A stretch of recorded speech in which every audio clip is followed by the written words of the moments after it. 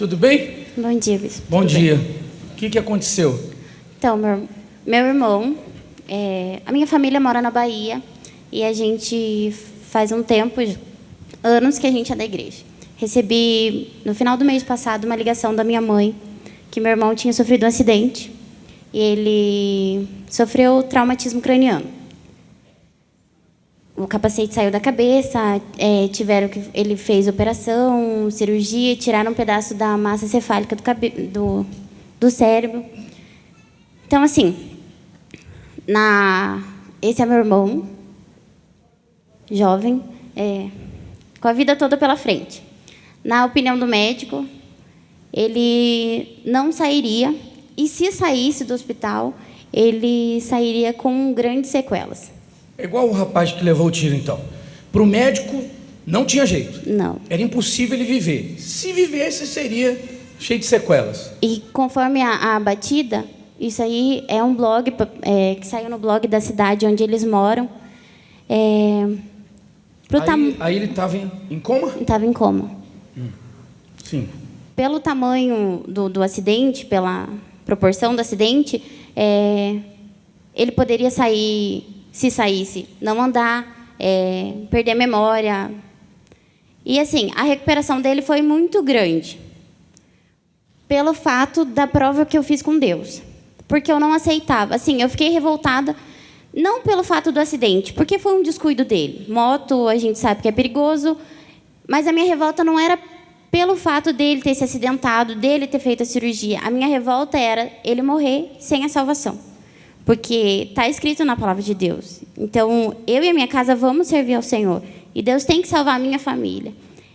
Então, foi a prova que eu fiz com Deus. Eu já tinha feito votos, eu fazia votos. E quando veio a notícia, minha mãe se desesperou. Minha mãe é obreira também. Ela deixou o sentimento entrar dentro do coração dela.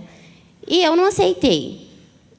Eu falei, Deus tinha que salvar o meu irmão. Ele tinha que sair dali com vida. E até ela comentou assim, nossa, mas será que a gente fez alguma coisa errada? Será que... Perguntou para minha irmã, será que você não está em pecado? Será que Deus não fez isso porque você está em pecado? Eu falei... Sua irmã é obreira, sua mãe é obreira. A minha mãe é obreira. Então, você vê, assim que o diabo trabalha. Porque, por exemplo, o diabo esperou Jesus no deserto, ele esperou o fim do jejum. O diabo esperou, qual seria o normal?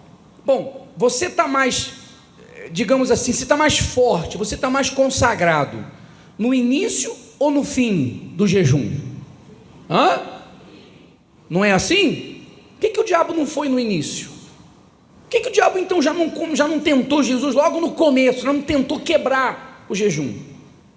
Ele esperou os 40 dias, porque como está lá escrito que no final de 40 dias, embora ele estivesse ungido, consagrado, ele também estava num corpo humano como o nosso.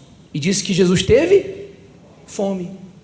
Então, quer dizer, você imagina a pessoa faminta, imagina a pessoa sem comer, sem se alimentar, 40 dias num deserto, frio extremo à noite, calor extremo de dia. Embora consagrado, completamente debilitado fisicamente.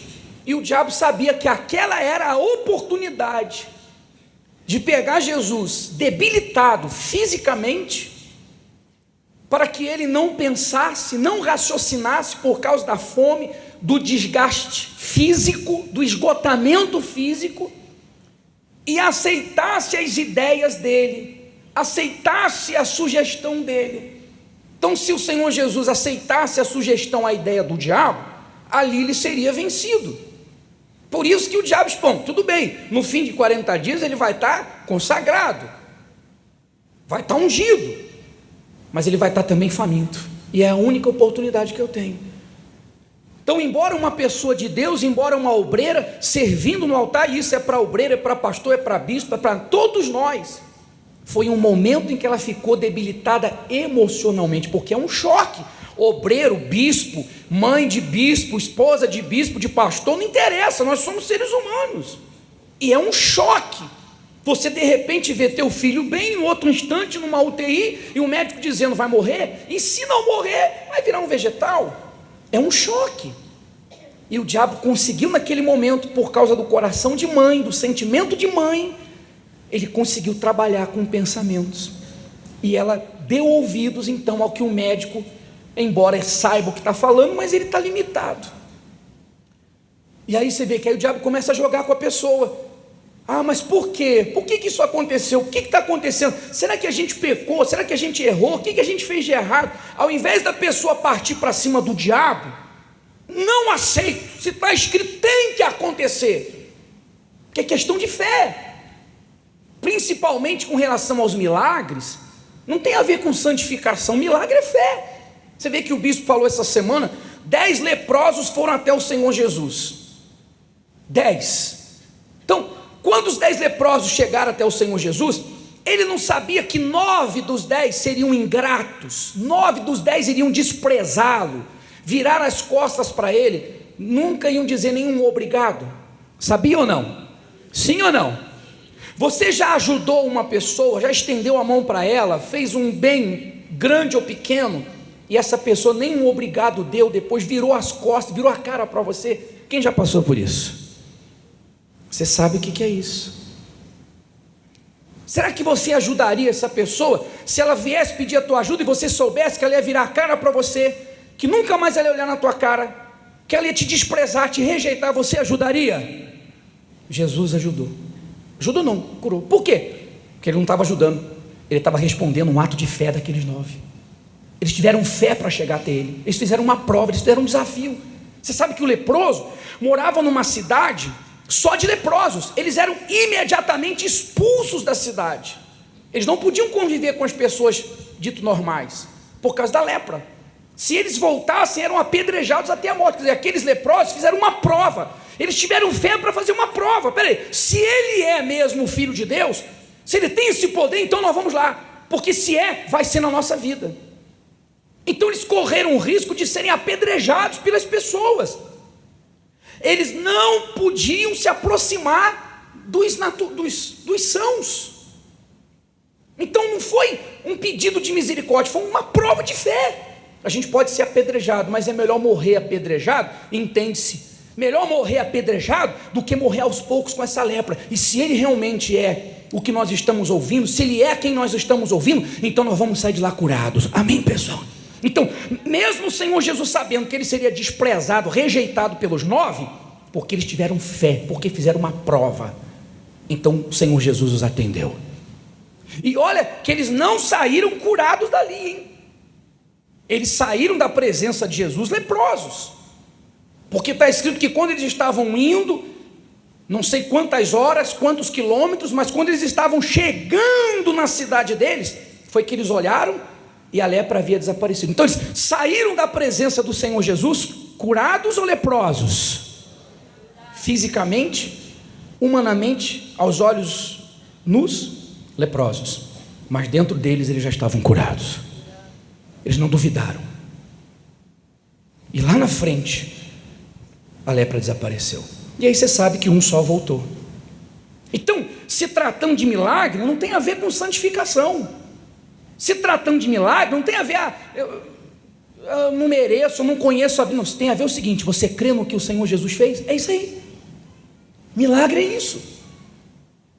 Então você vê que aí o diabo começa a trabalhar. Ele cria problemas e ele mesmo vem e sugestiona: você não está bem com Deus, você está mal, você está em pecado, você não merece, você não sabe nem ler a Bíblia, você fuma, você bebe, você se afastou, você é uma prostituta, você é uma garota de programa, você é isso, você é aquilo. Isso é mentira do diabo.